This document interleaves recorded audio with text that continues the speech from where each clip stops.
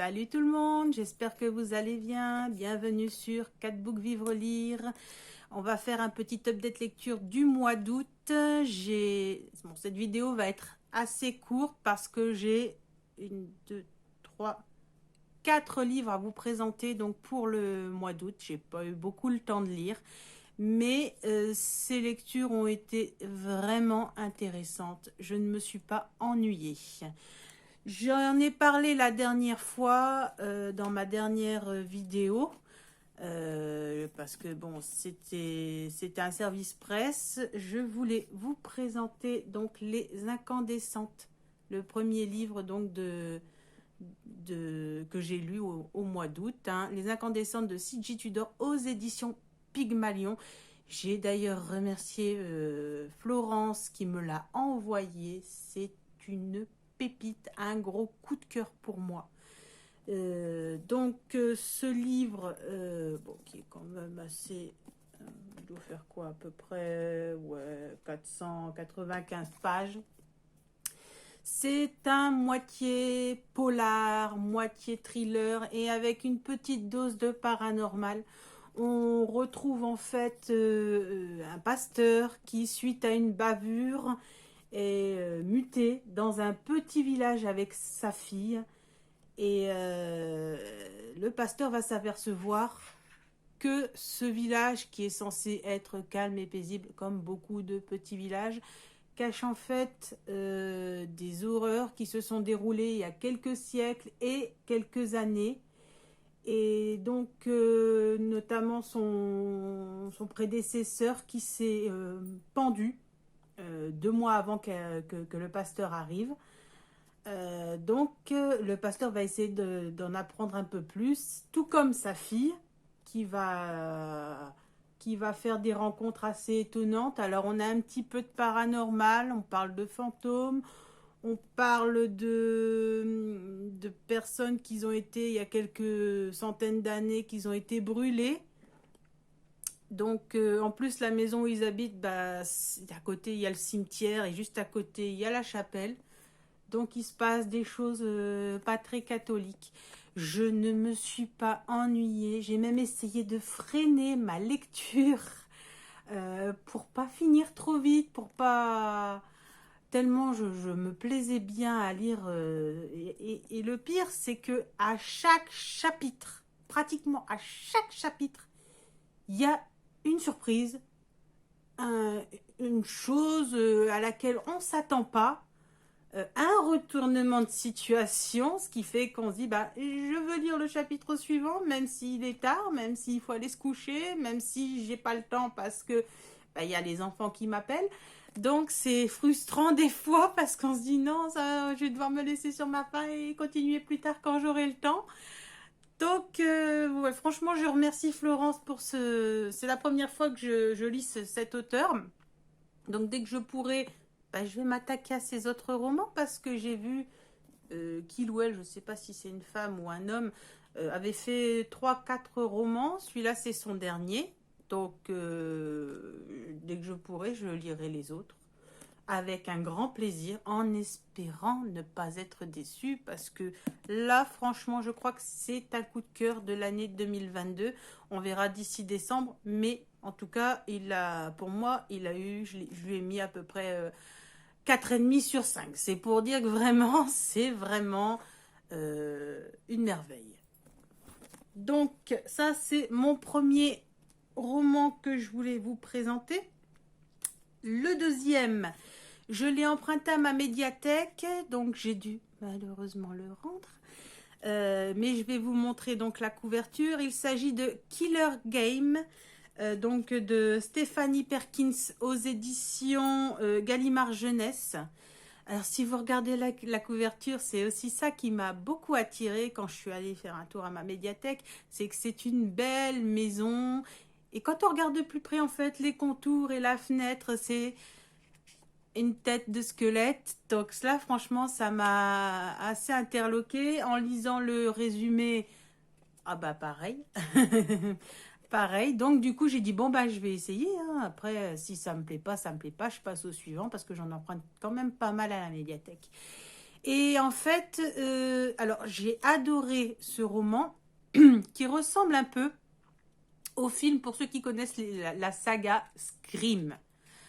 C'est voilà, c'est une petite ville où une jeune fille, Makani, est arrivée en cours de route dans son nouveau lycée et il y a des meurtres de jeunes ados qui survient et Makani et ses amis en fait décident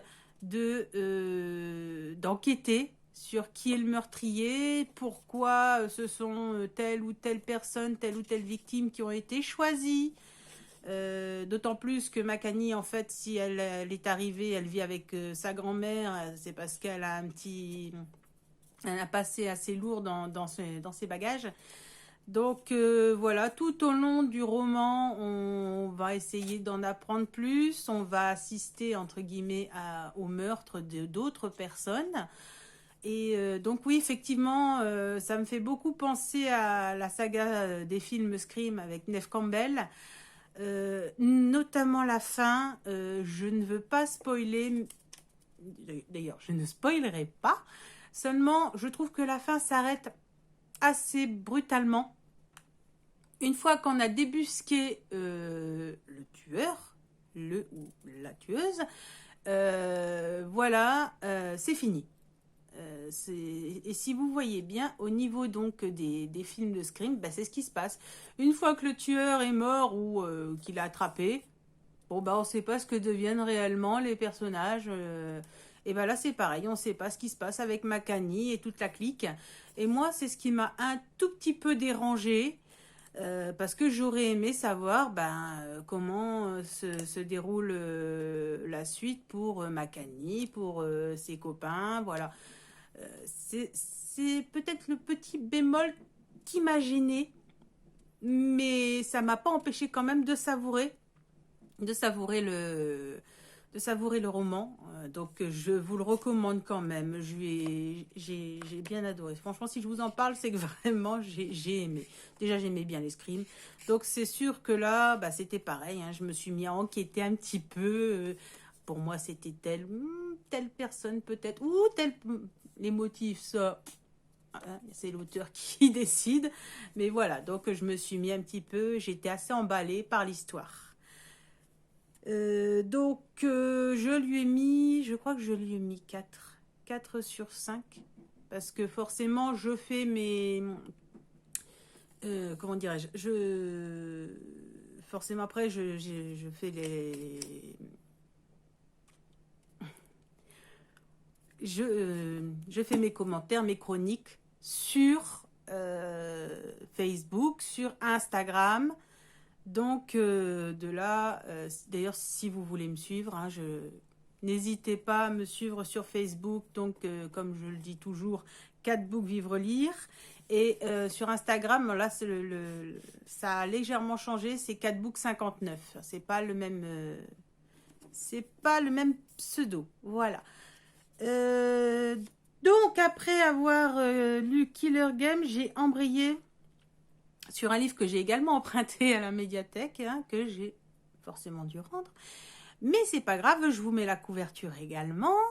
Donc ça s'appelle #Murder, donc de Gretchen McNeil aux éditions Milan. Je vous mets la couverture. Déjà la couverture m'avait attirée. Et donc c'est un tome 1.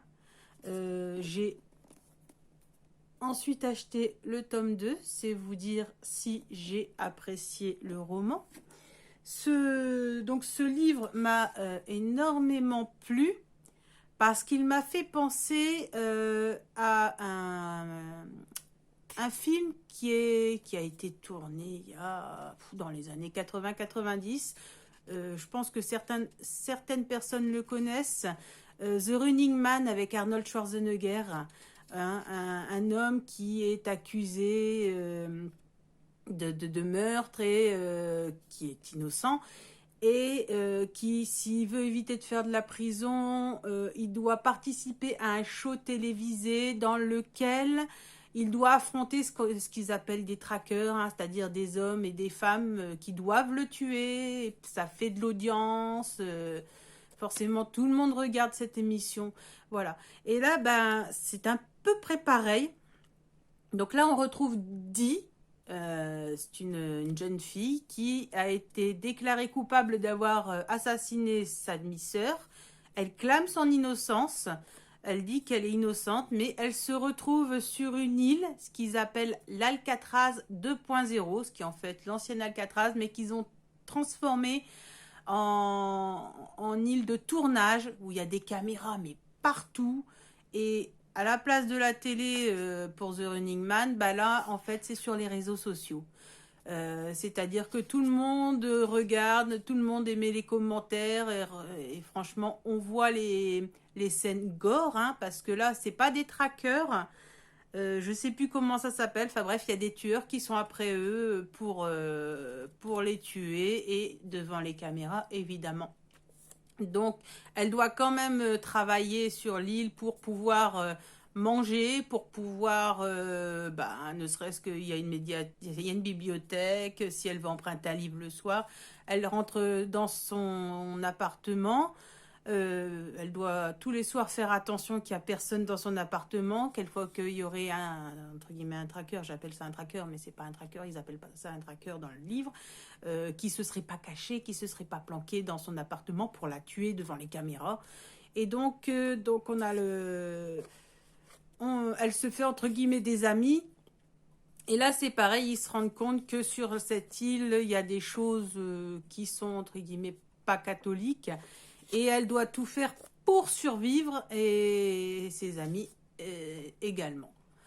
Donc si vous aimez ce genre, c'est un peu horreur on va dire, mais il n'y a rien de vraiment choquant, il n'y a rien de gore. Hein. Pour moi j'ai déjà vu vraiment des choses, j'ai déjà lu des choses beaucoup plus gore que ça. Ça c'est vraiment des livres que même des adolescents de 14-15 ans peuvent lire. Mais j'ai pris énormément de plaisir à lire ces romans. Je ne sais pas pourquoi, moi l'été c'est plus ce genre-là.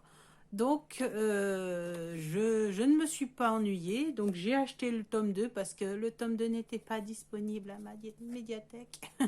Donc j'ai dit non, c'est pas possible, il faut que je lise quand même la suite. Mais on finit pas quand même sur un cliffhanger. Si vous finissez le tome 1, voilà, le tome 1 est fini. Le tome 2, c'est une autre histoire, toujours avec la même héroïne, mais voilà, quoi. C'est la suite. Donc là, je vous ai présenté les trois... Non, attendez, les incandescentes, Killer Game, #murder. Donc là, maintenant, c'est le dernier livre.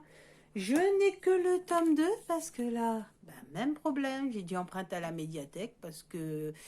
En ce moment, avec le prix des livres, c'est pas possible. J'avais fait de toute façon un énorme book haul au mois d'août, donc je me suis dit non, là je peux pas l'acheter, mais je peux l'emprunter. Donc c'est voilà.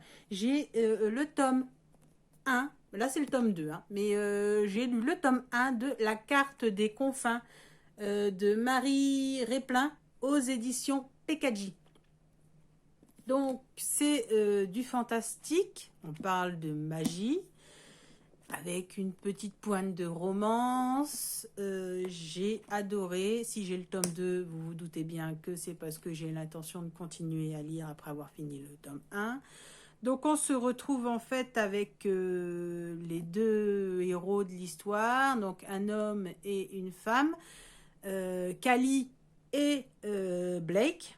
Donc chaque chapitre en fait c'est alterné, hein. Un coup c'est Callie qui parle, qui donne son point de vue, et le chapitre suivant c'est Blake qui donne son point de vue.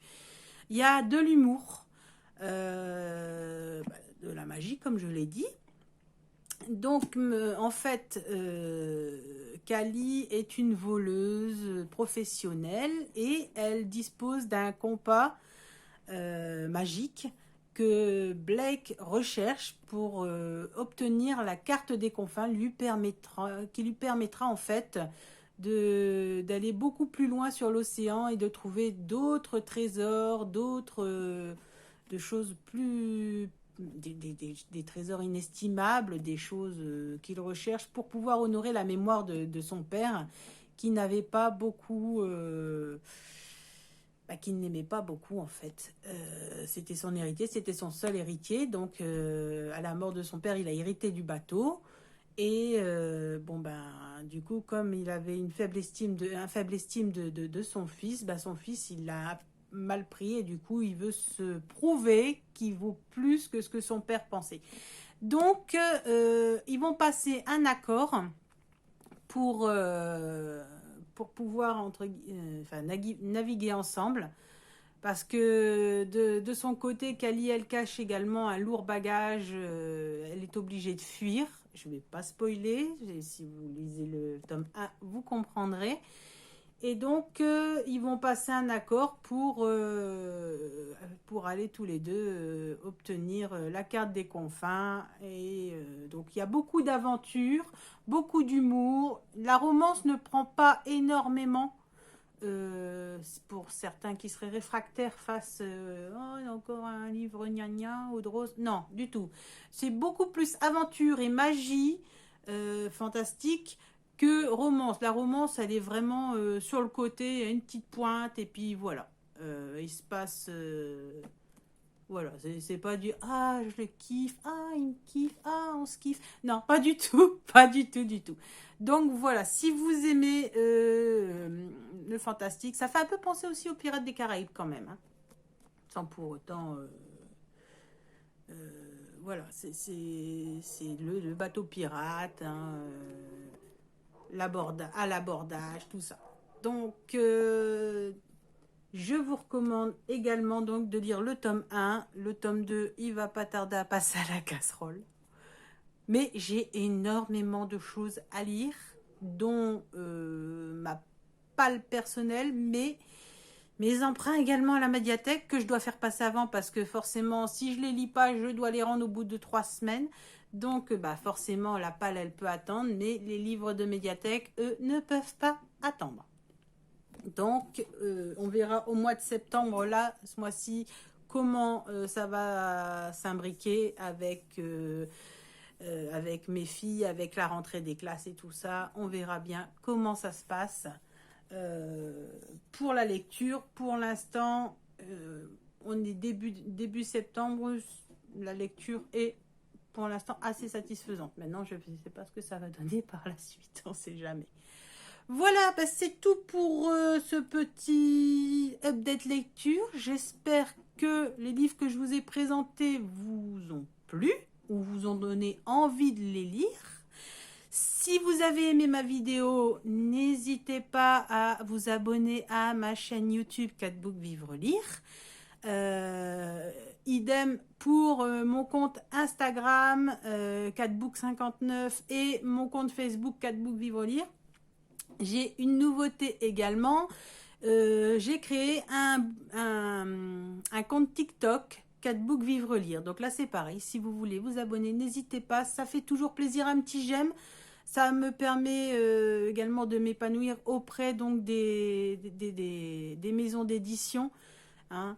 Je pourrais vous présenter d'autres choses encore plus intéressantes. Donc, n'hésitez pas, ça m'aidera beaucoup et ça me fera énormément plaisir. Voilà, donc moi je vous revois bientôt, j'espère. Je vous souhaite donc un bon mois de septembre et je vous dis à bientôt. Gros bisous, ciao ciao.